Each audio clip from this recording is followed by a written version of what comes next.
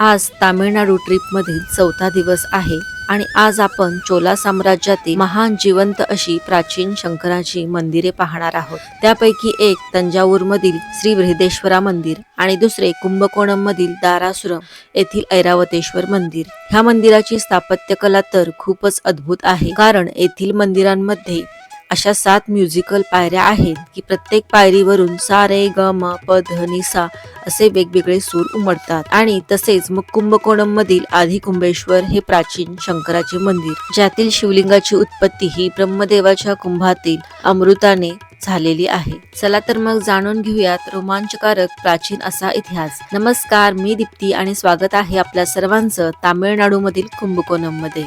मागच्या व्हिडिओमध्ये मी आपल्याला तंजावूर मधील बृहदेश्वर मंदिर हे संध्याकाळचं रात्रीचं कसं दिसतं ते आपल्यासोबत शेअर केलं होतं। रात्री हे मंदिर सुंदर दिसतंच आणि तितकंच सुंदर हे मंदिर सकाळी सुद्धा दिसतं, म्हणून हे मंदिर दुसऱ्यांदा पाहण्यासाठी आम्ही सकाळी 7 वाजता इथे मंदिर परिसरामध्ये पोहोचलो। काल रात्री जेव्हा हे मंदिर पाहिलं तेव्हा अगदी सोनेरी रंगामध्ये हे मंदिर उजळून निघालं होतं आणि आता सकाळी आपल्याला ह्या मंदिराच्या बारीक रेखीव काम, कलाकृती अगदी सुस्पष्ट पाहता येतात।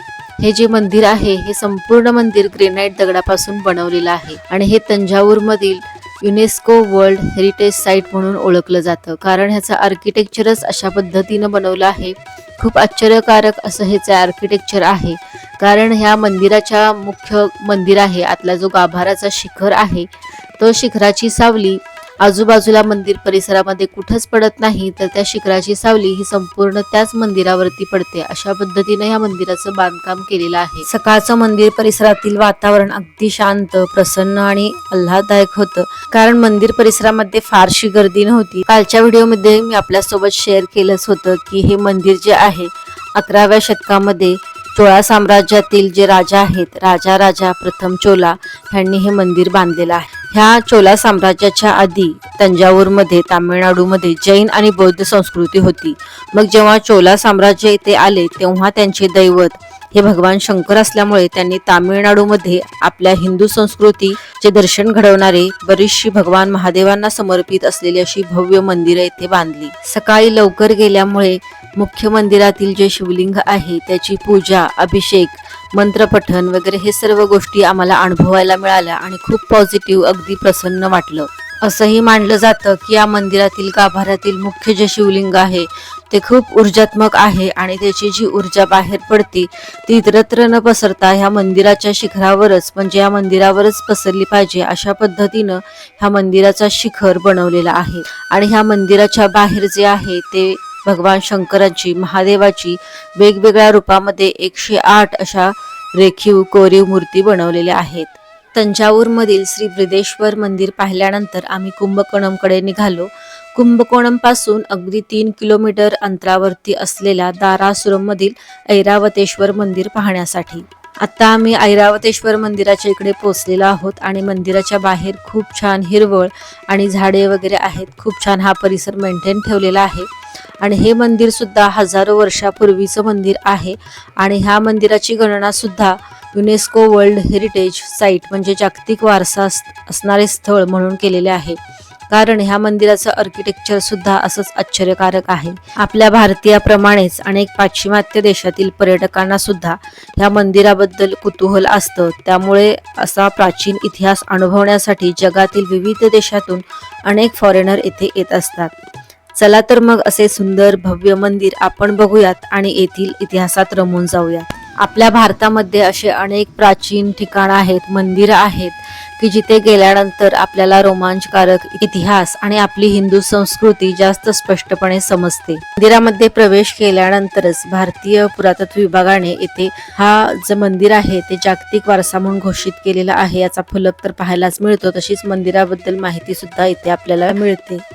हे मंदिर जे आहे ते 12व्या शतकामध्ये चोला सम्राट राजा चोला द्वितीय यांनी बांधलेली आहे, म्हणजे जवळपास 800 वर्षापूर्वीचं हे मंदिर आहे। अशा ह्या प्राचीन मंदिराच्या भिंतीवर, स्तंभावर त्या काळचा इतिहास तमिळ भाषेमध्ये कोरलेला आहे। हे ऐरावतेश्वर मंदिर रथाच्या आकारामध्ये बांधलेलं आहे आणि हे जे रथ आहे ते खूप नक्षीदार आहे. ह्या रथाला हत्ती घोडे ओढत आहेत असं दाखवलेलं आहे. मंदिराच्या बाहेरील भिंतीवर सुद्धा अनेक देवी देवतेंच्या मूर्ती कोरलेल्या आहेत. हे मंदिर सुद्धा संपूर्ण ग्रेनाइट दगडापासून बनवलेलं आहे. ह्या मंदिराचा एक चमत्कारिक स्थापत्य कला म्हणजे मंदिराच्या बाहेर जे नंदी मंडपम आहे त्या नंदी मंडपमच्याच बाजूला 7 पायऱ्या आहेत आणि त्या साध्या सुध्या पायऱ्या नसून ह्यातून सा रे ग म प ध नि सा असा संगीताचा 7 सूर निघतात.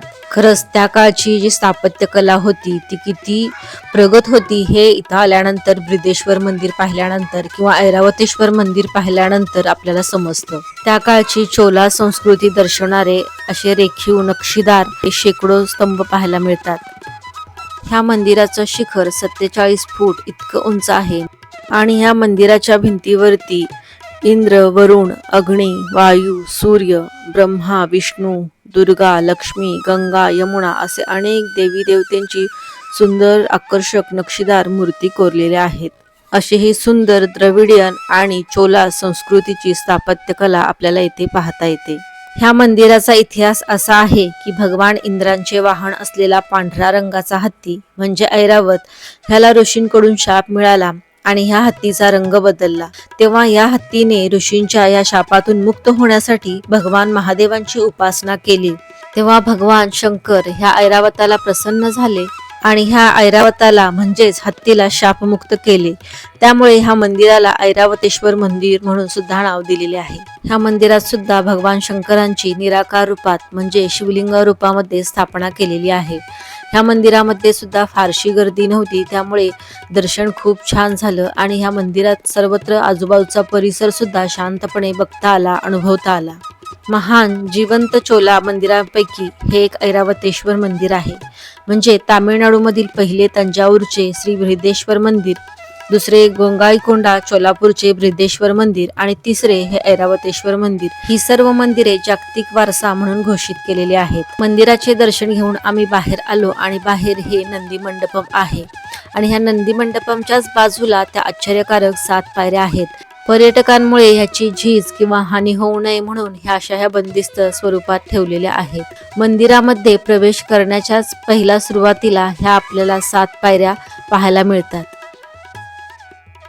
आता आपण कुंभकोणम पासून 3 किलोमीटर अंतरावरती असलेल्या दारासुरम येथील श्री ऐरावतेश्वर मंदिर पाहिलं आणि आता आपण निघालेलो आहोत कुंभकोणम मधील आदि कुंभेश्वर हे मंदिर बघण्यासाठी.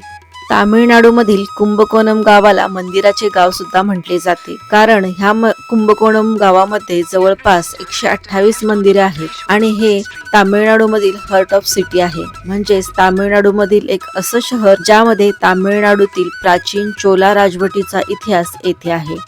मंदिराच्या एका बाजूला असा हा छोटा गोपुरम आहे.